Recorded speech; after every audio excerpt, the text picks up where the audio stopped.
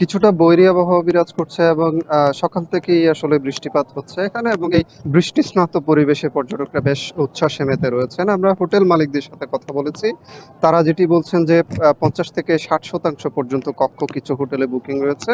এছাড়া কিছু হোটেলে ৪০ থেকে ৫০% পর্যন্ত কক্ষ বুকিং রয়েছে এবং যে তারকা মানের হোটেলগুলো রয়েছে সেখানে আ আ প্রায় শতভাগ কক্ষ বুকিং রয়েছে বলে আমাদেরকে সংশ্লিষ্টরা জানিয়েছেন এবং এখানে যে সৈকত কেন্দ্রিক ব্যবসা প্রতিষ্ঠানগুলো রয়েছে বা হোটেল মোটেল জোনের যে ব্যবসা প্রতিষ্ঠানগুলো রয়েছে, রেস্তোরাঁ রয়েছে ৩ শতাধিক। এই সমস্ত প্রতিষ্ঠানেই কিন্তু পর্যটকদের আনাগোনা যেহেতু বেড়েছে, পর্যটকদের আনাগোনা বাড়ার কারণে সেখানে ব্যবসা-বাণিজ্যও চাঙ্গা রয়েছে বলে তারা আমাদেরকে জানিয়েছেন এবং এটি মূলত পর্যটন মৌসুম শুরুটা এই অক্টোবর থেকেই আ হচ্ছে এবং নভেম্বরে এটি মূলত পূর্ণাঙ্গ পর্যটন মৌসুমটি শুরু হবে। এই মৌসুমে সবসময় আসলে পর্যটক থাকে এবং আ এই এখন পর্যন্ত ছুটির দিনগুলোতে পর্যটক থাকছে এবং পরবর্তীতে আরো যেহেতু পর্যটক বাড়বে সেই ধরনের প্রস্তুতি কিন্তু এখানে যারা হোটেল ব্যবসার সাথে বা অন্যান্য ব্যবসার বাণিজ্যের সাথে জড়িত রয়েছেন আ তাদের সেই প্রস্তুতিটা রয়েছে। আমরা এখানে দেখেছি যে শহরের যে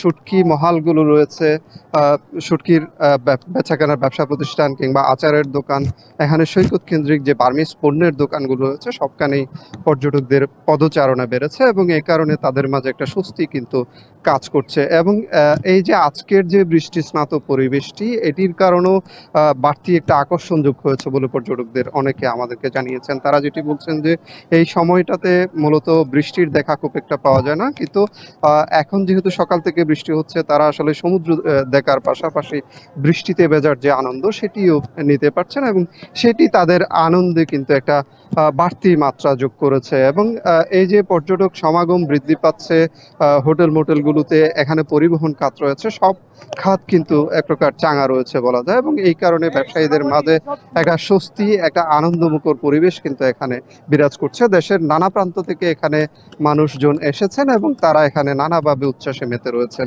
মিম, এই ছিল আমার কাছে সবশেষ।